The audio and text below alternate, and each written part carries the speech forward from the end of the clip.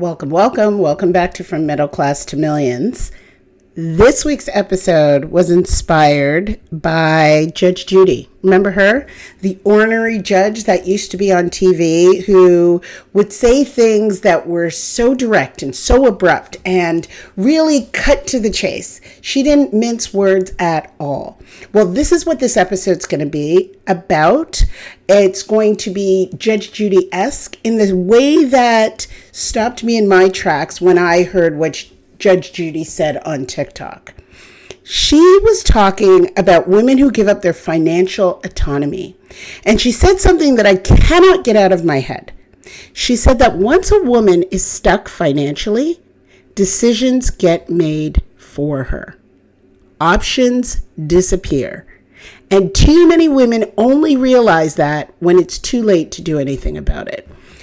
Well, I heard that and I was on high alert, because from that point, I said there's something that I need to communicate to women who may be in that situation and may need to figure out the 10 things that every woman should know about her money. Now, before I go any further into this, I want you to know that this isn't an anti-marriage episode, because people hear that, they think it's anti-marriage, they think it's anti-partnership, and it's not for only the married woman. This isn't for any one type of woman, actually. So you could be single, you could be married, you could be a stay-at-home mom, you could be the primary breadwinner, you could be something in between. What I want to share with you today applies to you. It doesn't matter if you're booed up, partnered up, married, single, it doesn't matter. If you are a woman, I want you to hear these 10 things. I want you to know these 10 things that every woman should know about her money. I want you to understand that this episode applies to you, and I want you to share it with every woman you know because it applies to them too. Because financial autonomy is not just about protecting yourself in a worst case scenario. It's about living your life to the fullest in every single scenario. All right. So I'm going to cover all 10 things. And I want you to know that I'm going to hit you with some stats because I think that's important. I think it's important for you to get the stats too. But I also want to share with you a brief history lesson so you understand where this comes from. Okay, so let me give you a little bit of context, because I think when we understand where we came from, we understand why we're where we are right now and why it matters so much to us at this point in time. So I want to ask you a question, because some of you have heard this before, but I'm amazed at how many of us don't know the answer to this question. All right. Do you know when women in the United States were legally allowed to get a credit card or take out a loan without a man's signature? Now, for some of you, you're like, what do you mean without a man's signature? Because I know I said that when I had first heard that from my mother. And I was like, this lady doesn't know what she's talking about. But she was absolutely right. There was a time when women couldn't get a credit card or take out a loan without a man signing. The time was 1974. 1974. This is an ancient history, folks. I didn't say 1874, 1974. This is within your lifetime, definitely your mother's lifetime, and your grandmother's lifetimes. Before 1974, if you were a woman applying for a credit card or credit at all, a bank could and would routinely require you to bring in your husband, your father, or another male relative to co-sign on your behalf. And by the way, let's be clear, it didn't matter how much money you made. It didn't matter how good your credit behavior was. You were not considered trustworthy with finances solely because you were a woman. And here's the part that really stuck out to me. According to reporting from NPR, if a married woman did not get approved for credit with her husband's co-signature, the credit history didn't even accrue to her. It accrued to him. So if she later got divorced or he passed away, she was essentially starting from scratch financially. She didn't have a credit history. No independent standing, nothing. Now, of course, this was changed when Congress passed the Equal Credit Opportunity Act in 1974. And of course, that law banned discrimination in lending based on sex or marital status. And then in 1976, it was expanded to also cover race, religion, national origin, and age. But according to historians and legal scholars, the reality on the ground took years to catch up. And we know this. We know that laws are passed, bills are enacted, and yet still the culture doesn't keep up with what's going on in the law books. So many lenders continued to require male cosigners or discounted women's income in mortgage applications even after the law passed. The reason why I bring this up and why I think it matters so much today is because all of these financial systems have memories. Cultural habits have memories. And many of the patterns that women are navigating today around money and their confidence and their access to credit can all be traced directly back to a system that was set up to not include them, not consider them, that was actually stacked up against us. And I'm not using that as a crutch or an excuse for behaviors, but I want you to understand where this comes from. First and foremost. So it's not inherent that women don't know what's going on with their money. No, this was built into the fabric of the system. So it is understandable why culture hasn't necessarily caught up with what the law books had in place for us not that long ago. All right, I want to talk about some of the data. Okay, because I like the stats, I like the data. I think it's important for me to walk you through what actually happens to women's finances when a marriage ends. Because this is the single clearest illustration of why financial autonomy is not optional. Okay? And I know that I've worked with women in many different scenarios who didn't expect it, who planned for it, and still the financial punch in the face was out of what they could ever expect or imagine. It was very shocking. So let's talk about the income gap after divorce. I got some stats from the U.S. Government Accountability Office, and they found that after divorce, women's household income drops by an average of 41%. That's almost half, folks. Almost half. Men's drops by about 21%. That's not even a quarter. That means women are absorbing twice the financial blow from the exact same life event. The University of Michigan research takes it even further, and they say across racial groups, women experience family income drops of 46 to 50% following divorce, nearly double what men experience. And this is despite the fact that women are typically carrying the larger caregiving burden in the household, which we all know comes with some real costs, whether it's due to childbearing, child rearing, or taking care of family members, parents, aging parents. All of that is usually borne on the woman. After a divorce, here is what poverty rates look like by gender, according to the University of Michigan sociologist Pamela Smock's research. So for white women, the poverty rate post-divorce is 23%. For Black women, it is 35%, and for Hispanic women, 32%. Now let's compare that to the male counterparts. For white men, it's 9%. For Black men, 15%, and for Hispanic men, 16%. So across every group, women are facing poverty at more than double the rate of men following the same life event. And for older women, the picture is worse. I could say sobering, but it's not sobering. It is worse. One study found that 18.6% poverty rate for women who divorced in their 40s or earlier and never remarried. But for the women who divorced after 50, this new gray divorce, as they're naming it, for those women in the gray divorce category who never remarried, the number climbs to nearly 27% of those women who become impoverished. Now, when we look at this gray divorce, I think it's important to point out that the women in that gray divorce category experience a 45% decline in their standard of living following that kind of divorce. Whereas the men in the same category, over 50, experience a 21% decline. So the average divorced woman over age 65 has a median household income of $35,000. Okay? That is nearly $32,000 less per year than a married woman in the same age group.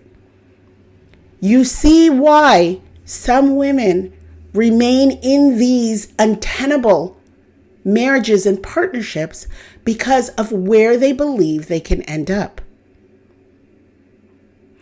Also, one of the things that is really important to note, 28% of women waive their rights to their partner's pension as part of the divorce.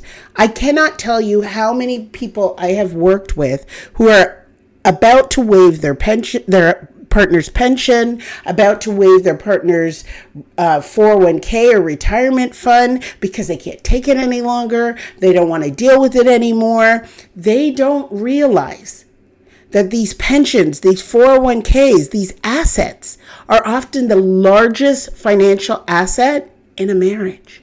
So when you, as a woman, say, I'm going to waive these rights, you are almost guaranteeing, for the most part, that you are going to plunge yourself into poverty. And you are going to adversely impact your lifestyle. These are things that women don't necessarily think about, aren't necessarily made aware of. And that impacts not only, women who are married, and the women who get divorced, but it also impacts a lot of women who are single, a lot of women who are in marriages and are happily married and plan to remain in marriages. Not knowing these facts inadvertently impact how you look at money, what you do with your money, and how you approach fiduciary and financial conversations and decisions.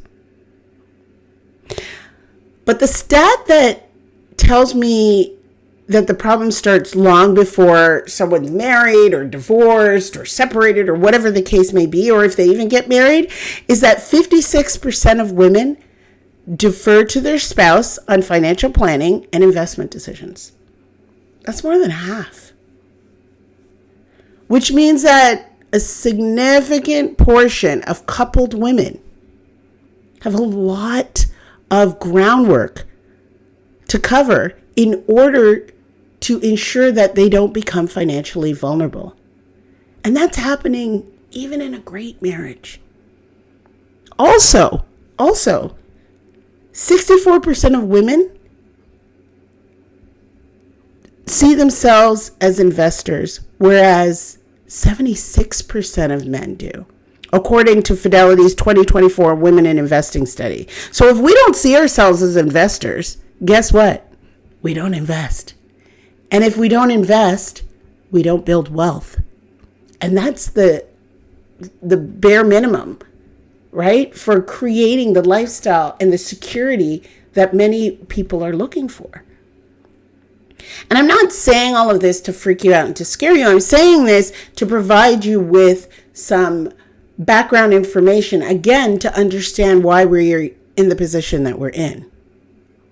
Because the women who know this stuff, right? The women who are aware of these stats and these numbers and who see themselves as investors, these are the women that don't end up blindsided by life's events.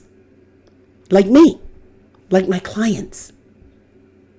Having this bit of information makes all the difference.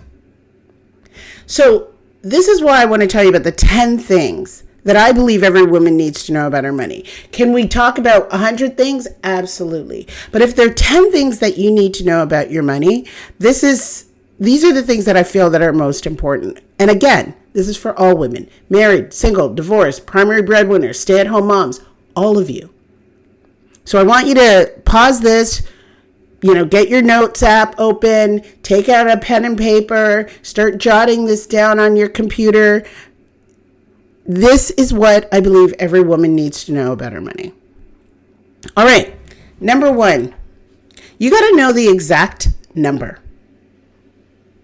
Not a rough idea, but the actual number. What is coming in every month? What is going out every month? And what is staying?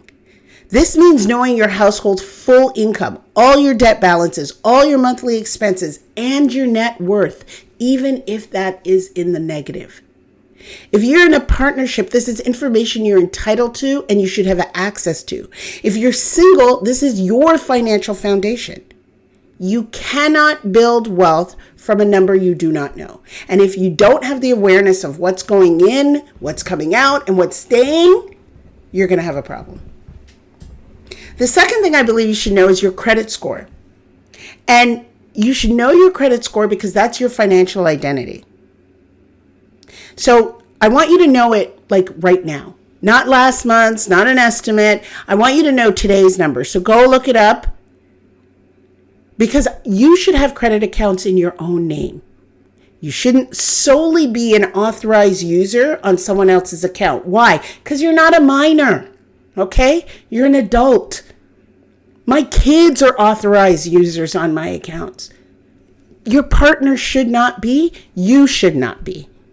You need your own. Because an authorized user status means that the credit history can disappear from your report if I remove you. If the primary account holder removes you, guess what? It's like you never existed. So your own credit history belongs to you no matter what happens in your personal life. Get your own credit accounts. I had a friend who was going through a separation and she didn't have any credit. This was a grown woman and she was freaked out and nervous. And I was like, immediately open something up and let's get going in your own name. The third thing you need to understand is where your retirement money lives and who controls it. If you have a 401k through your employer, you should know the balance, the investment allocation, and who the beneficiary is. It is not cute to say, I have a 401k. I don't know what's going on. I opened it when I started working 20 years ago, and I don't know what's happening. That ain't cute, friend. You're not a minor. You're not a child. It is important for you to know these numbers. And if you're married and your household primarily saves through your spouse's retirement account, you need to understand that those funds may or may not be accessible to you in the event of a divorce. And the details vary by state and by plan. So you better know what you have. You have to know what you're entitled to. And if you're not earning at all right now, you're a stay-at-home mom, a stay-at-home wife, look into a spousal IRA. Get your own retirement account. You need to protect yourself. You need to know, number 4, you need to know the difference between a joint account and an individual account, and you need to have both. Okay? I don't want to hear that you're an adult again and you just have a joint account. Not a child. You can have your own account. Joint accounts are perfectly fine. They're great for the shared expenses, for the kids, for the household stuff. That makes complete and perfect sense. But you should also have an individual account in your name that you contribute to regularly. This is not a secret account. If you want to have a secret account, that's on you. But I'm assuming this is a healthy relationship. So you don't have to have a secret account. This is a safety account. This is an account that gives you options. And my Lord, today, you always want to have options. This is what we're creating for ourselves. Number 5, I want you to understand your household's insurance situation. Life insurance, health insurance, disability insurance. Do you know what policies exist in your household? Do you know the coverage amounts? Do you know what happens to your health insurance if your spouse loses their job or if you separate? It is imperative for you to know how to access those accounts, what the policies are, how much they are, what would happen if you guys were no longer together. According to the University of Michigan research, approximately 115,000 women per year lose their private health coverage due to divorce. You need to know your coverage situation before you need it. Number 6 of the 10 things that I believe all women need to know about their money. If you have taken time out of the workforce, you have a plan for the financial impact. Let me tell you something. Career interruptions happen all the time. And for caregiving, they're very real. And for women, they happen more so than they do for men. They're common, but they have financial consequences. I'm not saying don't have kids. I'm not saying don't be a stay-at-home mom. I'm not saying don't care for your loved ones. But women are 3 times more likely than men to leave their jobs to care for a family member. So each year out of the workforce affects not just your current income, but your future, your Social Security benefits, your retirement savings trajectory, and the lifetime earning potential. So if you are ever thinking, hey, I'm going to take a step back from paid work, I want you to do the math. That doesn't mean that, hey, I shouldn't do this, but what is it going to cost me? And how do I calculate that if something were to happen to this union? You both have to account for the financial value of that caregiving work. It needs to be included in the plan that you guys are sharing together. Number 7, I want you to know your Social Security benefits. And you can go and check your Social Security earnings record and estimated benefit at ssa.gov. Go do that right now. And the reason why I want you to do it right now is because this is important for several reasons. If you're married, you may be entitled to up to 50% of your spouse's Social Security benefit, even if you did not work outside the home. But that only applies if the marriage lasted at least 10 years. So this matters. This really matters. So knowing your own projected benefit matters. You need to check it. You need to know the number. This also matters if you are divorced. And guess what? Your ex may be entitled to the benefits as well.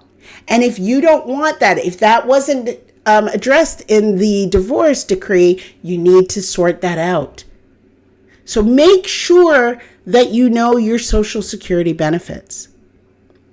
All right, number 8, understand how investing works well enough to participate in the decisions. You know I'm going to get on you for that. You know I am going to scream this from the mountaintops. You don't need to be a financial expert, but you do need to understand the basics of compound interest. What are index funds? What does diversification mean? Why time in the market matters.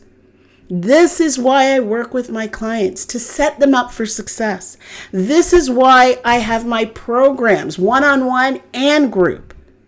Women who understand these concepts are far more likely to invest and to stay invested. If you're given $25,000 to invest, this is a Fidelity study from 2024. If given $25,000 to invest, only 1 in 3 women said they would know what to do compared to 1 in 2 men. That's uncalled for. We got to close that gap. The information is out there. There are financial coaches like me who can help you. Your future self will thank you. There's never somebody alive that says, or dead, I'm sure, if they could speak, that they regret learning this information. All right, number 9, have a financial conversation with a professional that is just for you. I'm here, folks. I am here. I don't want you to rely solely on your spouse's financial professional. I don't want you to rely solely on the professional that you guys share, where you may sit there not knowing what that person is talking about, and you're like, hoping for the best. Get a financial professional that you can talk to, that you can ask all the questions that you've been afraid to ask. Get an outside perspective on your situation. And if you're in a partnership, having your own financial touch point doesn't mean you're disloyal. You're not being sneaky about it. Again, we're not hiding this stuff. It's the smart route. Also, you can very well say, hey, I'm double checking what I'm hearing from the professional that we share. Most women don't talk to a financial professional, or they rely solely on the one that their spouse has found. That is not good enough. That will not do. That will not protect you. I want you to have security, safety, and options. All right. Number 10, talk about money openly with the women in your life. The reason why so many women are in the dark about money is because we don't talk about it. According to a 2024 survey, 20% of women say they're more comfortable talking about their sex life than they are talking about money. So we've normalized silence around our personal finance in such a way that it has us in a chokehold. It's affecting us negatively. But when we share information about money, about salaries, we can negotiate better. When we talk about investing, we normalize it for one another.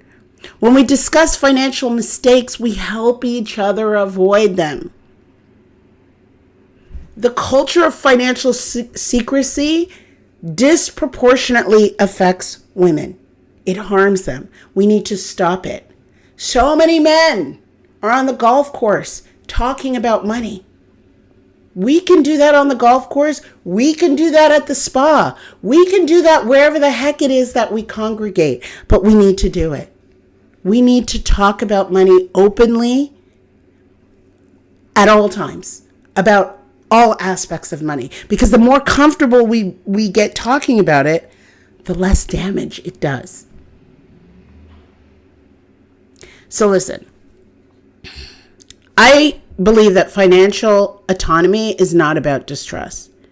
So it's not about planning for your marriage to fail. It's not about being a lone wolf, who refuses to share their life with someone. That's actually the opposite of what I believe. I think it's about showing up, like being a full participant in your own life. It's about knowing your numbers, having your name on accounts, being a full-grown woman, understanding the assets and building your own history. The women that I work with who have financial autonomy don't love their spouses any less. They don't love their partners any less. They're the ones who show up with more confidence and more security, and they actually help the entire union because they're not sitting there dumbfounded or confused, but they're actually an active participant. When I opened and I told you about Judge Judy, I wasn't saying that, you should be afraid of partnership. It's that you should never put yourself in a position where someone else's decision determines whether you can eat, whether you can leave, whether you can live the life you want. As a woman, this is far too important for you. I want you to think about your life and think about what you want out of life.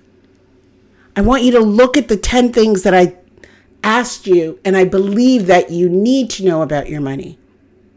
And I want you to come back to me after you've shared this episode and tell me if you've done all of those things, if you know all of those numbers, if you're really creating your own financial safety and security. I want that for you, and I want that for every woman out there. All right. Thanks for listening. Please share this with all the women that you know in your life, and I'll be back here again next week. Take care.